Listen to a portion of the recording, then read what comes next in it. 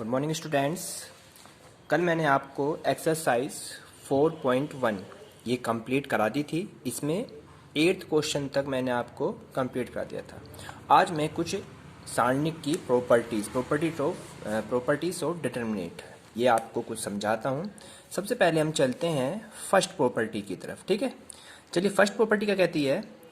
किसी सारणिक का मान इसकी पंक्तियों और स्तंभों के परस्पर परिवर्तित करने पर अपरिवर्तित रहता है। सपोज कीजिए एक डिटरमिनेंट दे रखी है डेल्टा बराबर a1 b1 c1 a2 b2 c2 a3 b3 c3। अगर हम क्या कर दें, इनकी पंक्तियों को या स्तंभों को, पंक्ति को रो कर दें, रो को पंक्ति कर दें, पंक्तियों को कॉलम कर दें, कॉलम को पंक्तियां कर दें, यानी रो को कॉलम में चेंज कर दें, कॉलम को रो में, तो हमारा जो आंसर है उस पर कोई फर्क नहीं पड़ता। यानी कि डेल्टा लेके चलिए, डेल्टा को सोल्व कीजिए तो आपका ये आंसर आ रहा है। सोल्व करना मैंने सिखा रखा है।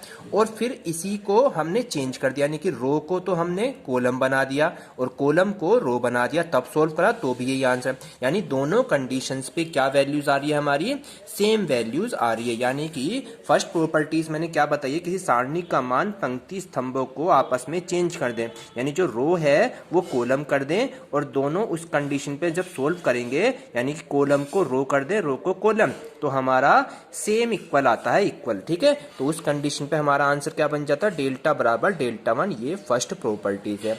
फॉर एग्जाम्पल आपको मैं लेकर दिखा सकता हूं इसमें। तो एग्जाम्पल के रूप में सपोज कीजिए एक सारणिक ले लेते हैं। ठीक है, फॉर एग्जाम्पल मैं आपको यहाँ पे कर देता हूँ, एक डेल्टा में सारणिक ले लीजिए 2 4 3 एंड 2। ठीक है बच्चों, ये एग्जाम्पल ले लेते हैं। अब इसमें मैं क्या करता हूँ, पहले इस डेल्टा की वैल्यू फाइंड आउट करते हैं। तो कैसे, 2 2 जा 4 एंड 3 4 जा 12, और 4 में से 12 गया तो माइनस का 8 हो गया। अब की बार डेल्टा 1 दूसरी ले लीजिए, यानी कि रो को तो कॉलम कर दिया, 2 4 एंड 3 और 2। अब इसको मैट्रिक्स, इस डिटरमिनेंट को सोल्व करते हैं। इस डिटरमिनेंट को सोल्व कर दीजिए, तो 2 2 जा 4 और 4 3 जा 12, तो कितना आया बच्चों यहाँ पे, माइनस का 8 ही तो निकल का। इस कंडीशन पे डेल्टा और डेल्टा 1 दोनों आपस में क्या हो रहे हैं, इक्वल बन रहे हैं। तो हमारी फर्स्ट प्रॉपर्टी क्या हो जाती है बच्चों, इस कंडीशन पे वेरीफाई हो जाती है। यानी किसी सारणिक के रो या कॉलम को आपस में बदल दें तो हमारा आंसर बिल्कुल इक्वल आता है, कोई फर्क उस पर नहीं पड़ता है। फर्स्ट प्रॉपर्टी क्लियर हो गई। सेकेंड प्रॉपर्टी देखते हैं।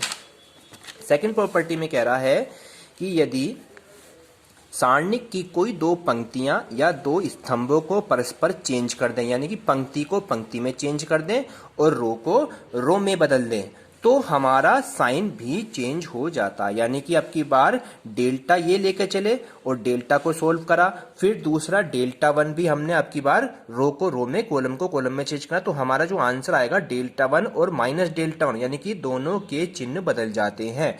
यानी कि इसका आंसर तो आपका ये वाली वैल्यूज आ रही है और यहाँ पे इसमें माइनस का आ गया, तो इसलिए क्या हो गया, डेल्टा 1 बराबर माइनस का डेल्टा 2। इसमें और इस फर्स्ट वाली कंडीशन में ये है कि वहां तो रो का कॉलम और कॉलम का रो बदला था, लेकिन यहाँ सेम यानी कि रो को रो में ही बदलेंगे और कॉलम को कॉलम में ही बदल रहे हैं। ये हमारा फर्स्ट रूल हो जाता है। ठीक है बच्चों, एग्जाम्पल के रूप में मैं आपको एक क्वेश्चन दिखा देता हूँ। सपोज कीजिए ये एग्जाम्पल है 2 3 5 6 0 4 1 5 7। इसको हमने सोल्व किया, सोल्व करा तो कितना आया, माइनस का 28 आया। अब की बार रो को रो में चेंज कर, यानी कि R2 को R3 में बदल दीजिए। R2 ये है, R3 ये है, इन दोनों को ऊपर नीचे चेंज, या तो कॉलम को बदल लीजिए या रो को बदल लीजिए। तो फर्स्ट रो तो एज इट इज लिख दी और इसमें थर्ड वाली ऊपर ले आए, सेकंड वाली नीचे ले आए। ठीक है, अब क्या करा हमने, फिर इसे सोल्व किया। तो सोल्व करने पर आंसर में बस यहाँ पे माइनस का 28 आ रहा था, यहाँ पे कैसा आ रहे हैं बच्चों अब की बार, प्लस का 28 आ रहा है। देन आपका आंसर डेल्टा 1 बराबर माइनस का डेल्टा आ रहा है। तो ये सेकेंड प्रॉपर्टी होती है। क्लियर हो गया आपको। अब आता है आपकी थर्ड प्रॉपर्टी। थर्ड प्रॉपर्टी आपकी वेरी इंपॉर्टेंट है, मैं आपको इसमें बताता हूं। यदि एक सारणी की कोई दो पंक्तियां या दो स्तंभ समान हो तो उस सारणी का मान 0 बन जाता है, यानी डेल्टा बराबर 0। फॉर एग्जाम्पल लेके चलते हैं। ठीक है, चलिए एक सारणिक है, यदि एक सारणी को कोई दो पंक्तियां या स्तंभ आपस में समान हो तो सारणी का मान क्या बन जाता है, 0।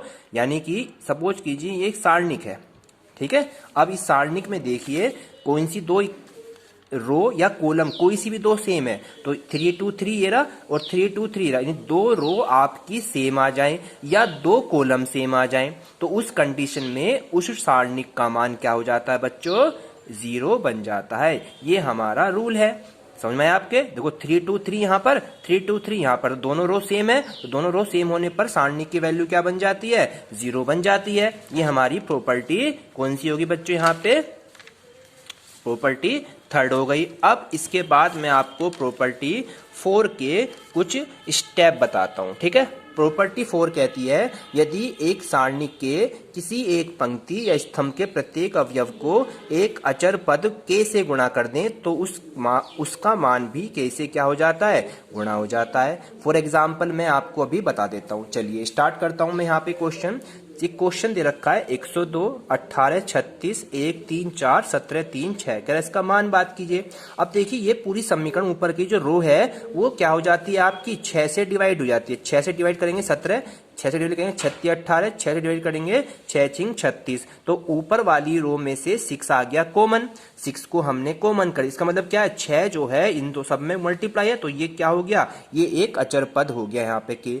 अब मैंने क्या बताया था कि जब दो रो या दो कॉलम इक्वल हो जाते हैं, देखो 17 3 6 यहाँ 17 3 6 यहाँ, दोनों रो सेम हो जाती हैं, तो उस डिटर्मिनेंट का मान क्या हो जाता है बच्चों, 0 बन जाता है। और 6 की मल्टीप्लाई 0 में करेंगे तो क्या आएगा आंसर, 0 आएगा। तो डेल्टा बराबर कितना आ गया, 0, यानी सारणिक का मान कितना हो गया, 0 हो जाता है। अब इसके बाद नेक्स्ट वाली चीज बताता हूं मैं आपको। अगर कोई सारणिक इस रूप में दे रखी है A B C, a + 2x, b + 2y, c + 2z and x y z is equal to, हमें क्या कर लाना है, सिद्ध करके 0 लाना है। तो इसकी लेफ्ट हैंड साइड ले लेते हैं। तो इस तरह की सारणिक में हम जो आपके पार्ट प्लस हो रहे हैं उन दोनों को अलग अलग कर देते हैं। ये आपकी प्रॉपर्टी 5th कहलाती है, ठीक है। चलिए लिखा है यदि एक सारणी की एक पंक्ति या स्तंभ के कुछ सभी अवयव 2 या 2 से अधिक पदों के योगफल के रूप में व्यक्त हों, तो क्या हो जाता है बच्चों, सारणिक को 2 या अधिक सारणिक के योगफल के रूप में व्यक्त किया जा सकता है। चलिए अब मैंने क्या बताया था, तो first row A B C as it is, second में इसका first part, second part, third part, यानी X Y Z as it is. अब जब सेकंड वाली तोड़ेंगे मैट्रिक्स डिटरमिनेंट को, तो A B C as it is, इसका 2x 2y और 2z और यहाँ एक्स वाई जेड हो गया। ये वाली डिटरमिनेंट ऐसी है, दोनों में पूरी रो में से 2 कॉमन आ गया, तो यहाँ ए बी सी, यहाँ एक्स वाई जेड और यहाँ एक्स वाई जेड। अब देखिए यहाँ पर ए बी सी दो रो सेम है, तो दो रो सेम होने पर डिटरमिनेंट का मान क्या हो जाता है, 0, और यहाँ पर एक्स वाई जेड और यहाँ एक्स वाई जेड, तो इस डिटरमिनेंट का मान क्या हो गया, 0, 2 की 0 मल्टीप्लाई करते हैं तो 0 बन जाता है, तो 0 आ गया डेल्टा का मान, तो ये डिटरमिनेंट की वैल्यू क्या हो गई, सिद्ध हो जाती है। तो ये होगी आपकी प्रॉपर्टी 5। अब इसी प्रकार हम एक्सरसाइज को करने से पहले इसके कुछ क्वेश्चंस आपको अपने आप करने हैं, और मैं, ठीक है बच्चों, कल मैं आपको इससे क्वेश्चन कंप्लीट कराऊंगा और इस एक्सरसाइज को अपनी नोटबुक में करते रहे। Thank you.